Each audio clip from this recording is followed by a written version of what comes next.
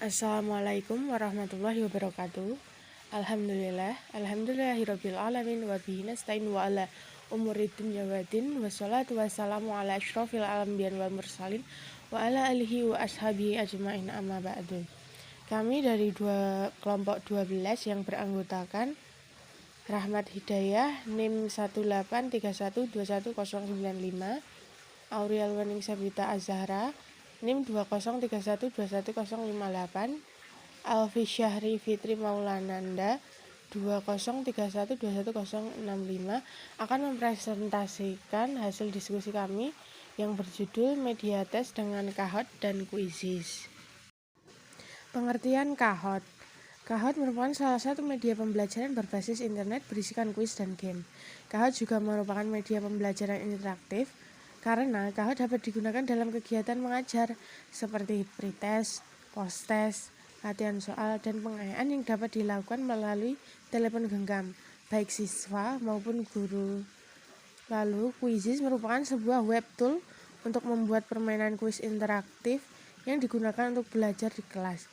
Kuis interaktif dapat dimiliki 4 hingga jawaban.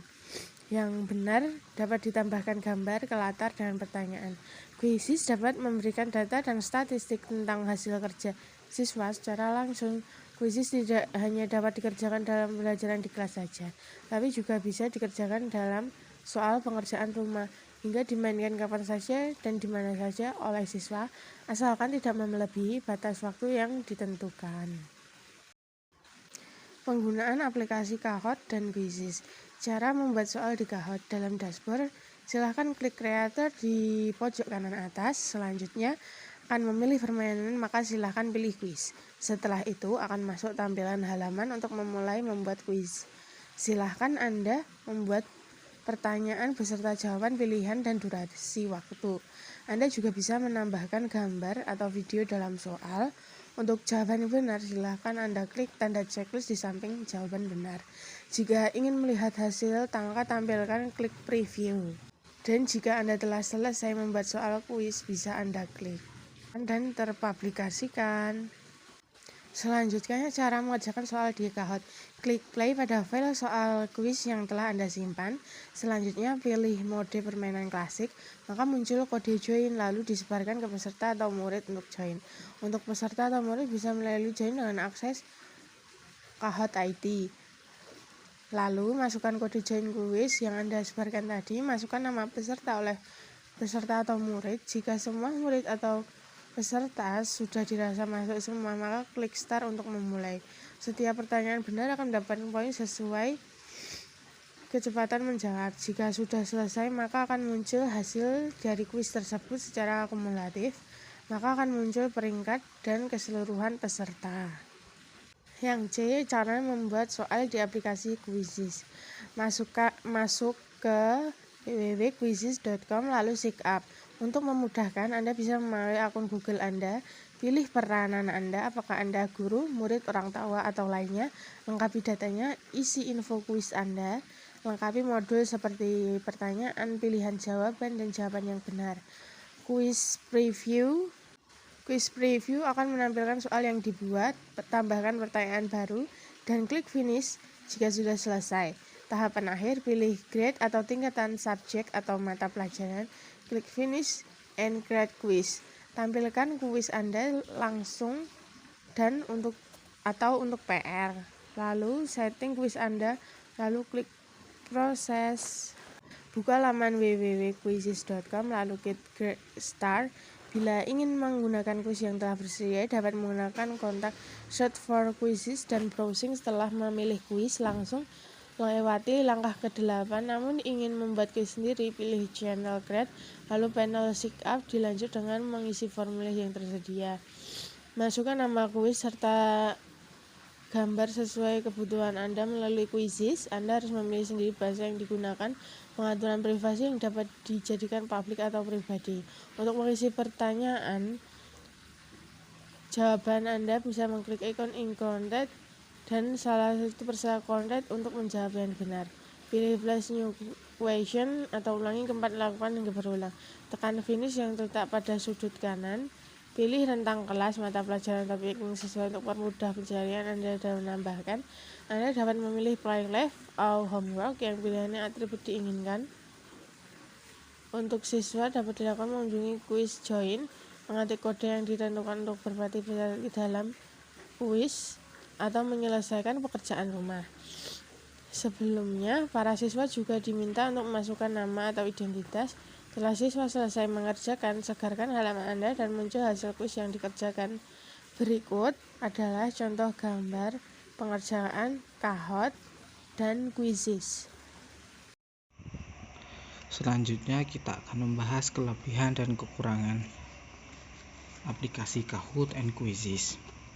Adapun beberapa kelebihan dan kekurangan, yang pertama kita akan bahas mengenai Kahoot. Yang pertama adalah kelebihan daripada Kahoot. Yang pertama adalah keuntungan pertama terpenting dari Kahoot adalah menawarkan keterlibatan yang luar biasa dari sisi siswa. Mereka menikmatinya karena ini adalah jenis kuis yang divisualisasikan dan unik. Yang kedua, karena tingkat minat siswa yang tinggi, guru dapat mudah menilai tingkat pemahaman siswa melalui kuis dan polling. Yang ketiga adalah Kahoot telah menjadi sangat sukses dan mengurangi monoton. Sukses dalam mengurangi monoton dan kebosanan dalam pembelajaran. Selanjutnya adalah Kahoot dapat digunakan sebagai alat penilaian bagi guru. Kemudian juga Kahoot telah berhasil menciptakan lingkungan yang positif di kalangan siswa dan menciptakan motivasi. Yang keenam, Kahoot juga meningkatkan kinerja siswa dalam peningkatan kehadiran siswa. Kemudian aplikasi ini secara efektif mengurangi tingkat frustasi siswa dan stres tentang ketakutan dalam penilaian formatif dalam metode tradisional. Selanjutnya kita juga akan membahas kekurangan daripada Kahoot. Salah satu kelemahan signifikan dari Kahoot adalah melacak tingkat kemajuan siswa adalah proses yang susah, kompleks, tidak yang mudah. Selanjutnya, karena beberapa permainan terhubung dengan platform yang sama, harus ada koneksi WiFi yang kuat. Apabila tidak, maka akan sangat susah untuk bekerja. Yang ketiga adalah terkadang musik latar dalam aplikasi ini dapat mengganggu dan membuat stres yang pada akhirnya mengarah pada pengalihan siswa dari tujuannya yang utama. Selanjutnya adalah yang keempat adalah karena banyak pemain terhubung, tingkat persaingan dapat meningkat sehingga menyebabkan stres dan kemarahan di antara anak-anak. Yang kelima, terkadang ketersediaan gadget juga bisa menjadi masalah. Selanjutnya kita akan membahas kelebihan dan kekurangan Quizizz. Pertama, kita akan membahas kelebihan daripada Quizizz. Bagi guru, aplikasi ini adalah sangat mudah untuk membuat soal, yang artinya soal yang telah dibuat oleh guru dapat dibentuk arsip, dapat langsung kita pindah saja kepada Quizizz dalam metode copy paste. Namun, hindari copy paste dari soal orang lain, sebab boleh jadi ada siswa yang pernah melihat. Hal ini biasanya kalau siswa sudah tahu guru menggunakan Quizizz, mereka akan mencari tahu atau searching melalui melihat macam-macam soal di Quizizz. Maka guru harus perlu kreatif, minimal arsip soal yang dibuat sendiri. Yang kedua, setiap siswa menjawab pertanyaan dengan benar, maka akan muncul beberapa poin yang didapatkan dalam satu soal dan juga dapat ranking berapa dalam menjawab soal tersebut. Yang ketiga, jika siswa menjawab salah pertanyaan tersebut, maka akan muncul jawaban yang benar, sehingga tidak perlu guru mengoreksi lagi. Yang keempat, jika selesai mengerjakan kuis, pada akhir kuis, maka akan tampilan review question untuk melihat kembali jawaban yang sudah kita pilih tadi sebelumnya. Yang kelima, dalam pengerjaan kuis ini, setiap siswa dapat mendapat daftar pertanyaan yang berbeda dengan siswa lainnya, karena kuis tersebut dibuat dalam bentuk homework atau PR, sehingga daftar soalnya diacak dan dari setiap siswa soal yang muncul berbeda-beda. Jadi soal yang muncul itu antara satu dengan lain itu acak, jadi berbeda-beda random. Kemudian kita akan membahas tentang kelemahan daripada Quizizz. Kelemahan Quizizz yang pertama adalah siswa dapat membuka tab baru, artinya siswa dapat masuk dengan akun yang lain, sehingga jika memiliki 2 email. Yang kedua, susah dalam mengontrol siswa ketika membuka tab baru. Yang ketiga, siswa bisa jadi akan turun peringkat walaupun dia sudah mengerjakan atau menjawab semua soal yang ditanyakan. Hal ini karenakan masalah waktu, artinya kecepatan siswa mengerjakan soal akan memperoleh nilai yang besar sehingga mempengaruhi peringkatnya. Yang keempat, akan menjadi kendala jika beberapa siswa terlambat dalam bergabung saat menjawab pertanyaan atau memulai sebuah kuis di dalam kuisis. Sekian presentasi dari kelompok kami, kurang lebihnya mohon maaf.